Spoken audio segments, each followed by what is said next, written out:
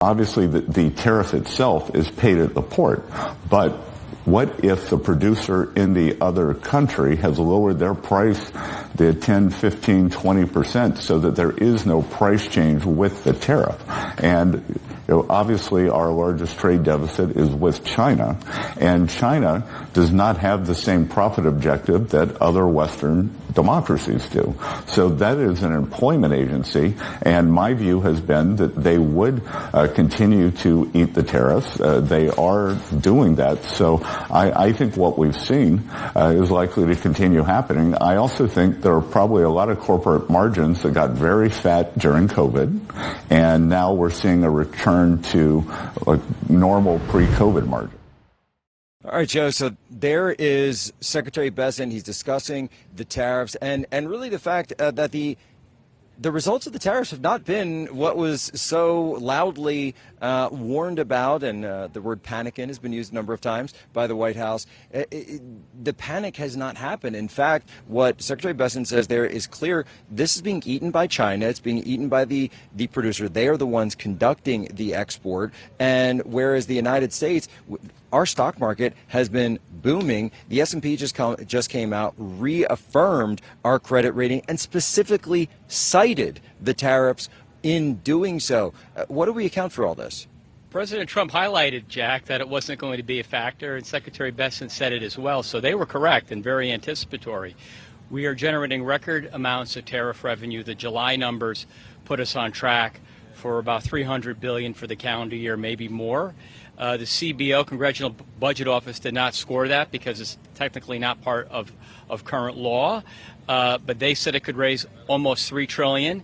If the economy grows at 3%, in line with what happened during President Trump's first term, that's an extra $4 trillion in revenue. So if you take a strong growth backdrop, that's the hallmark of President Trump's past, and you take the tariffs, the budget outlook can look excellent, very, very positive. The rating agencies, one of them today at least sort of highlighted that, but they're generally pessimistic, but it's good to see them kind of coming more back into reality.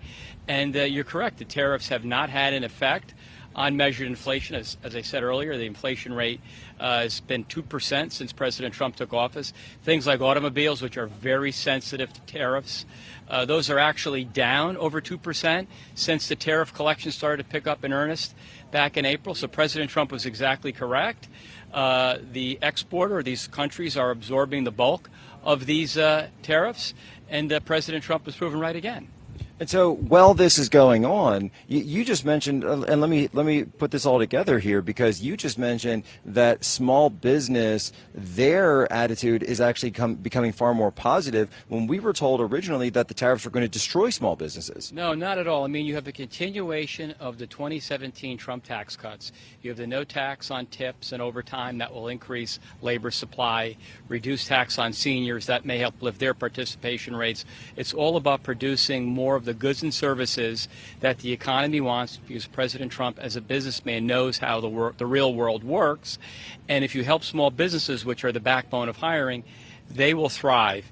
The tariffs are important in incentivizing foreign companies and countries to allocate capital to the U.S. You've seen that in the trillions of dollars of money coming back in. They've got low tax rates. They've got pro-growth, proper business regulatory policies. In other words, the administration is looking to help business, not hurt business, because if you hurt business, you hurt the people that work there. And you've got cheap and abundant energy prices, which is important in terms of producing things. So it all works together cohesively, and that's why, Jack, if you look at the data under President Trump's first term, small business sentiment, their optimism had never been higher under any president, Democrat or Republican, than it was under President Trump's first term. That's going back 40 years, and there's no question with President Trump's policies, again, you're going to see a similar euphoria. Well, and it just flies in the face of what we were told was the conventional wisdom. I remember people blowing up regarding tariffs, saying that there's no possible way this is going to work. It can't be done. And it seems, though, that the difference here is that, and by the way, I'm just going to say it, this is one of the reasons that you're seeing in places like New York the rise of politicians like Azora Mamdani, because he's speaking to people that have been caught in so many economic tailwinds, especially Gen Z and younger millennials, that they want want to tear the entire system down, whereas what President Trump is offering is a way to raise the floor so that it brings everybody up rather than having to tear anyone down in the process. That's exactly right. And I think New York is probably a unique case, but if you look at the president and how he performed last November, he did extraordinarily well among working class voters, African Americans, Hispanics. His numbers went up significantly by historic amounts, where he didn't pull well of the elites and the globalists who've basically been wrong on almost everything, if not everything.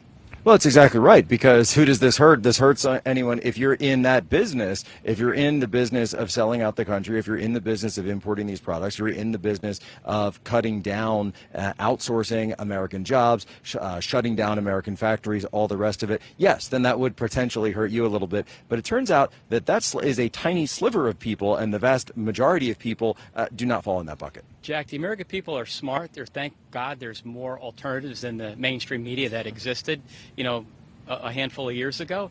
And they know. And to the extent that the experts, the so-called experts, are wrong again, they're going to lose more and more credibility. There's other outlets such as your platform that people get great information from, and eventually they'll become more and more irrelevant.